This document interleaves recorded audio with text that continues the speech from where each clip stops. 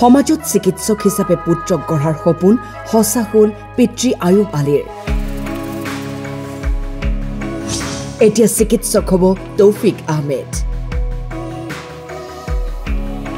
NEET পৰীক্ষাত উজলিল কলিয়াবৰৰ বৰঘুলিৰ তৌফিক আহমেদ। সৰ্বভাৰতীয় নিট পৰীক্ষাৰ ফলাফলত মুঠ 578 নম্বৰ লাভ কৰে তৌফিক আহমেদে। পিতৃ আয়ুব আলীয়ে মাটি বিক্ৰী কৰি তৌফিকক পঢ়ুৱাইছিল।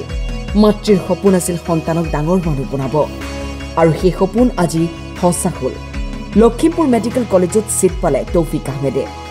আজি আমাৰ কাৰণে এটা আনন্দৰ দিন, কাৰণ তৌফিক যেতিয়া সৰু আছিলে তেতিয়াৰ পৰা মোৰ ইচ্ছা আছিলে যে তেওঁক এজন ডক্তৰ হিচাপে গঢ়ি তোলা, সেইটো মোৰ আশা আছিলে। আৰু তাৰ কাৰণে মই সৰুৰ পৰাই সৰু থাকোঁতে তাৰ পৰাই মই চেষ্টা কৰি আহিছিলো। আৰু সিও মোৰ কথা মতে মই যেনেকে কৈছিলো তেনেকেই চলিছিলে। আমাৰ ঘৰত তেনেকুৱা উপাৰ্জন কৰাৰ কোনো মানুহ নাছিলে। যেতিয়া সি ক্লাছ 10 পাছ কৰিছিলে তেতিয়া আজমল ছুপাৰ ফ্ৰুটিত এডমিশ্যন ল'বৰ কাৰণে বছৰেকত 2 লাখ টকাৰ ওপৰত প্ৰয়োজন হৈছিলে, কিন্তু সেইখিনি তেতিয়া আমাৰ হাতত নাছিলে, যাৰ কাৰণে আমাৰ এবিঘা মাটি বিক্ৰী কৰি সেই টকাখিনি আমি উলিয়াবলৈ সক্ষম হৈছিলো। আৰু সি 2 বছৰ তাত পঢ়ি আহি পিছত হয়তো সি বুজি পাইছিলে আমাৰ ঘৰৰ সমস্যাটো।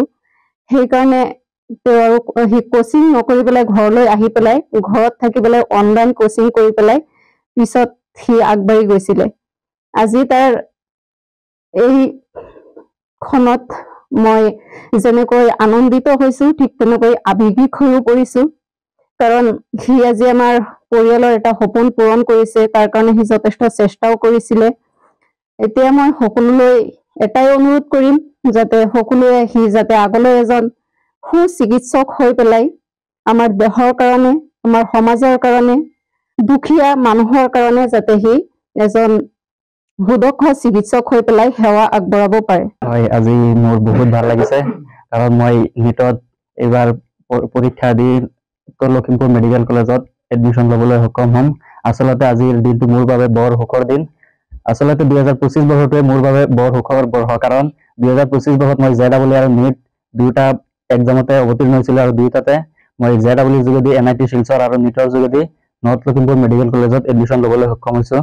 গতিকে এই যাত্ৰাত মোক সহায় কৰা, বিশেষকৈ মই বৰগুলি জাতীয় বিদ্যালয়ৰ পৰা ক্লাছ 10 লৈকে পঢ়িছিলোঁ। বৰগুলি জাতীয় বিদ্যালয়ৰ শিক্ষক চুলাইমান ইছলামৰ লগতে পিছত মই আজমল ছুপাৰ ফ্ৰুটিত অধ্যয়ন কৰিছিলোঁ। আজমল ছুপাৰ ফ্ৰুটিৰ সকলো শিক্ষক শিক্ষয়িত্ৰীৰ লগতে ফিজিক্স চলাটো অধ্যয়ন কৰিছিলোঁ। তাৰ সকলোকে ধন্যবাদ জ্ঞাপন কৰিব বিচাৰিছোঁ।